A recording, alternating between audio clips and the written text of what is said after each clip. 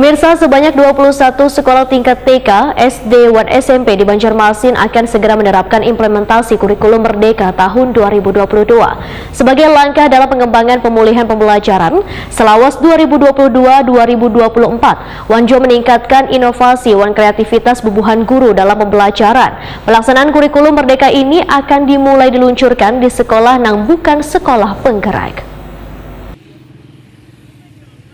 Sebanyak 21 sekolah tingkat TK, SD, dan SMP di Banjarmasin akan segera menerapkan implementasi kurikulum Merdeka tahun 2022 sebagai langkah dalam pengembangan pemulihan pembelajaran Selawas 2022-2024. Kepala Dinas Pendidikan Banjarmasin Nuryadi Wetakuni Prima TV Baisukan Jumat 15 Juli 2022 memandahkan sejalan dengan kebijakan Kemendikbudristek, kurikulum nasional akan dikaji ulang pada 2024 berdasarkan evaluasi selama masa pemulihan pembelajaran. Kurikulum 2013 yang digunakan pada masa sebelum pandemi pun menjadi satu-satunya kurikulum yang digunakan satuan pendidikan dalam pembelajaran. Menurut Nuryadi, pelaksanaan kurikulum Merdeka akan mulai diluncurkan di sekolah yang bukan sekolah penggerak. Sedangkan usulan kurikulum terbaru nantinya akan dilakukan per semester atau per 6 bulan, kemudian dikembangkan oleh guru di setiap sekolah sehingga dapat meningkatkan inovasi dan kreativitas bubuhan guru dalam pembelajaran. Namun Dinas Pendidikan Banjarmasin pun, ujar Nuryadi, memberikan kewenangan kepada guru untuk memutuskan kurikulum yang terbaik sesuai kesiapan sekolah, lantaran kebijakan tersebut masih bersifat opsional.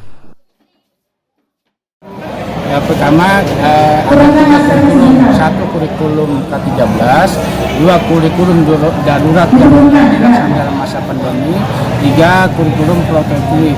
Nah, sekarang prototip ini ada dilakukan di 2021, itu ada 15 sekolah Banjarmasin dari TK, SD.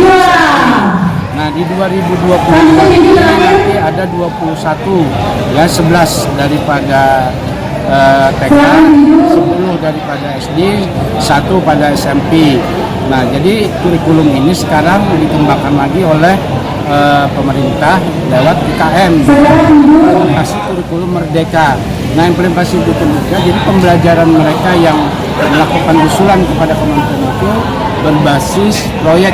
Jadi satu proyek itu dilaksanakan 6,5 semester. Proyek kedua itu jadi mereka sekolah sama satu tahun proyek. Jadi sistemnya seperti mereka nanti akan dikembangkan satu proyek itu oleh guru yang bersangkutan. Nuryadi menambahkan, kurikulum prototip hanya akan diterapkan di satuan pendidikan yang berminat menggunakannya sebagai alat untuk transformasi pembelajaran.